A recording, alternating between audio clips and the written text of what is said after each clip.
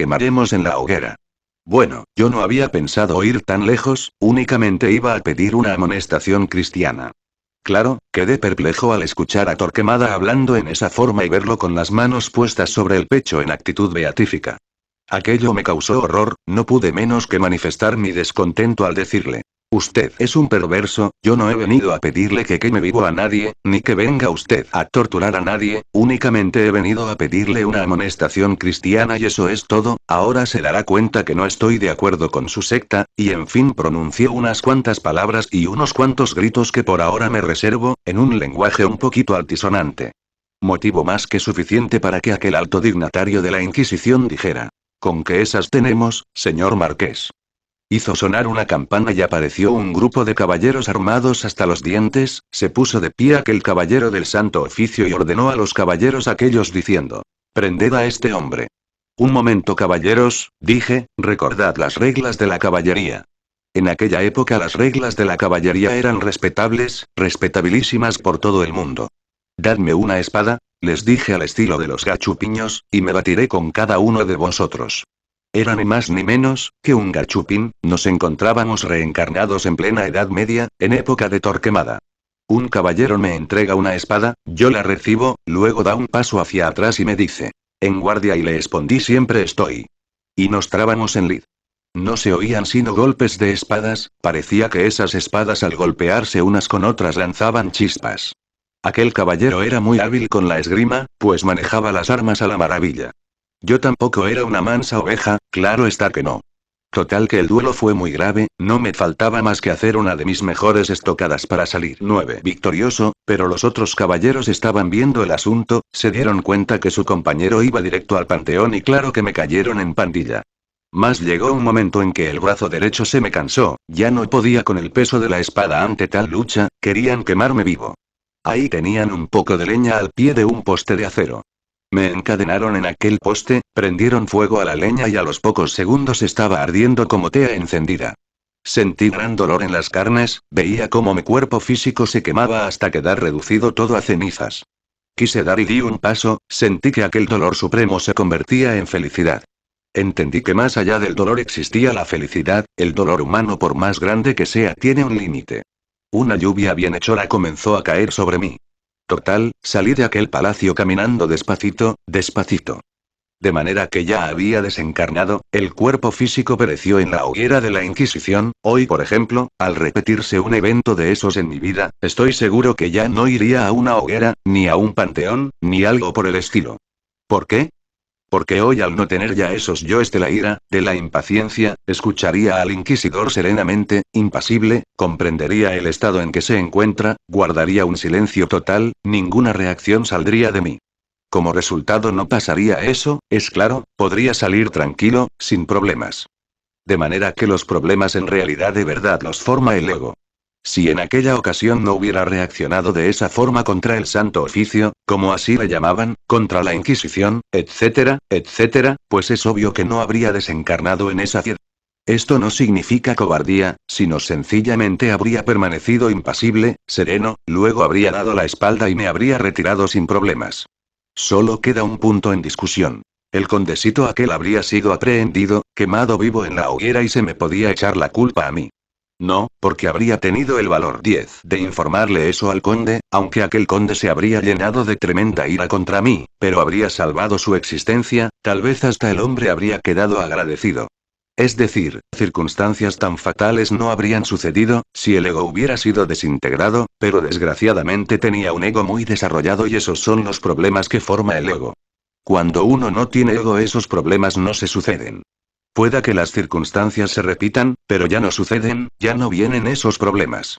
La cruda realidad es que los eventos pueden estarse repitiendo, pero lo que nosotros tenemos que modificar es nuestra actitud hacia los eventos.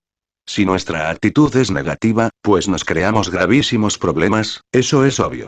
Necesitamos pues cambiar nuestra actitud hacia la existencia, pero uno no puede cambiar su actitud hacia la vida si no elimina aquellos elementos perjudiciales que lleva en su psiquis. La ira, por ejemplo, ¿cuántos problemas le trae a uno? La lujuria, ¿cuántos problemas le trae? Los celos, ¿cuán nefastos son?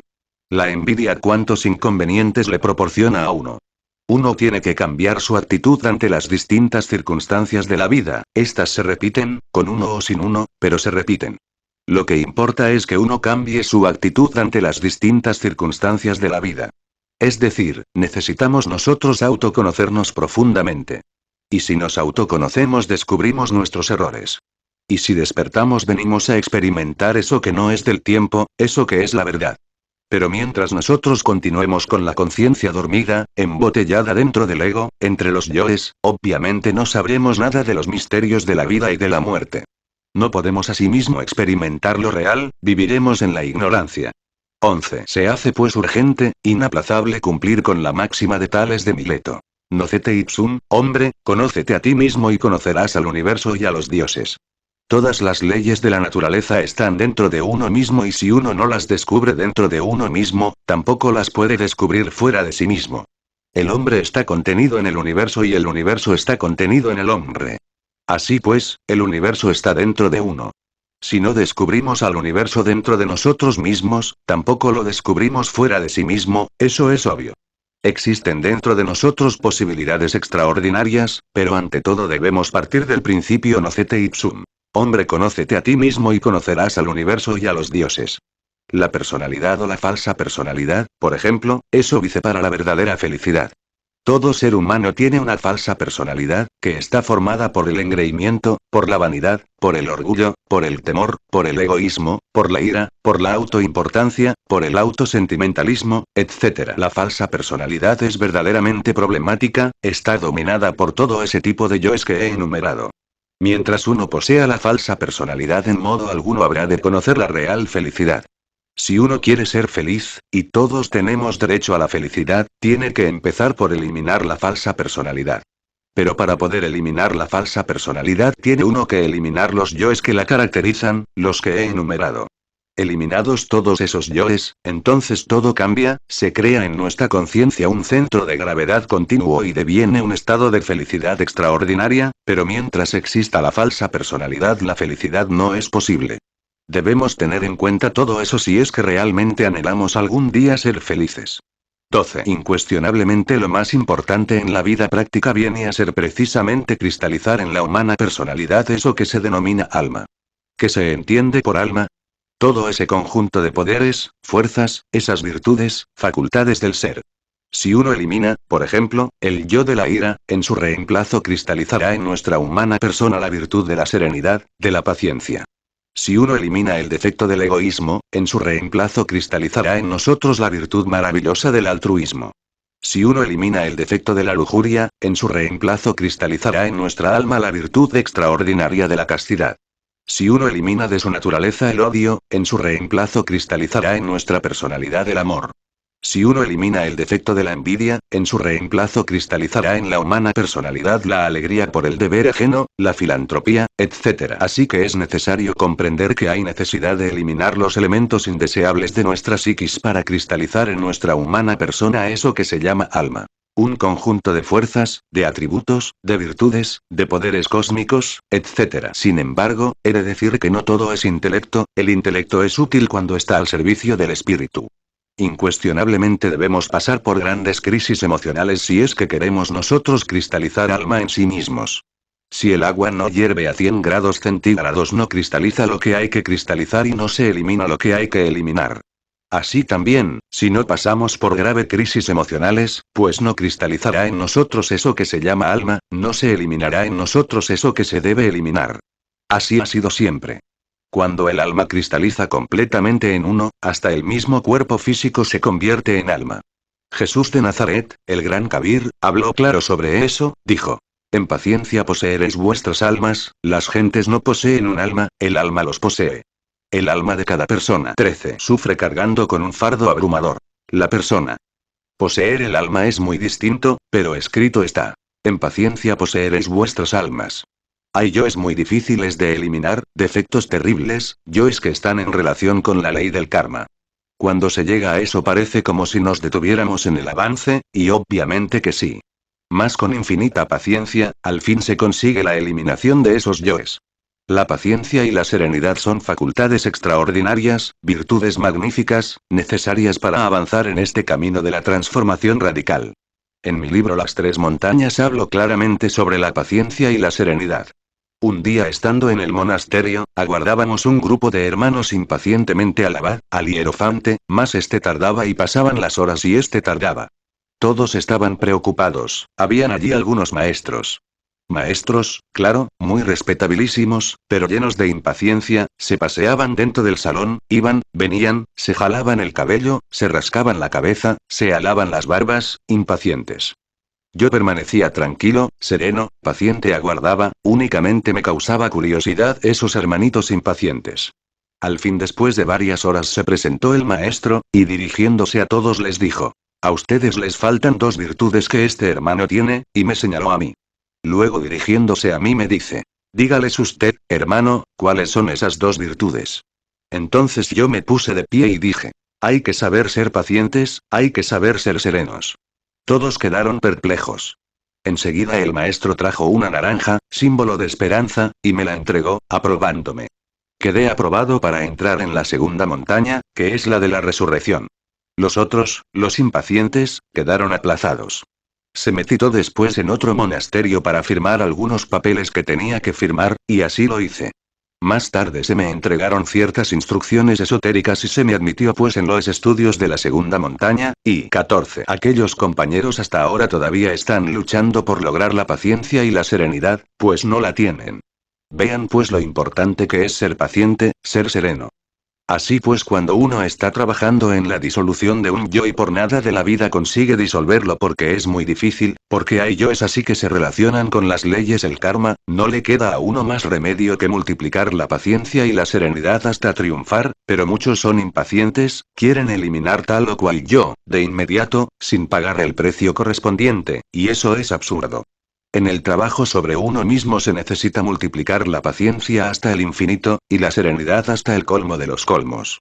Quien no sabe tener paciencia, quien no sabe ser sereno, fracasa en el camino esotérico. Obsérvense ustedes en la vida práctica. ¿Son impacientes?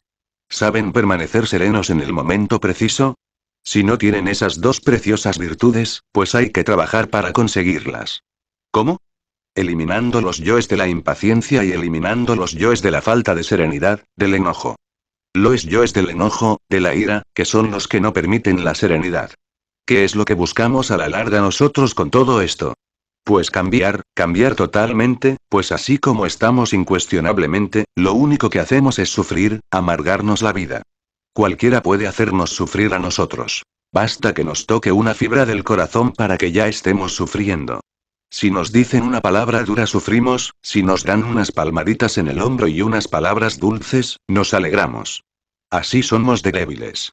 Nuestros procesos psicológicos no dependen de nosotros, mejor dicho, no tenemos nosotros poder sobre nuestros procesos psicológicos.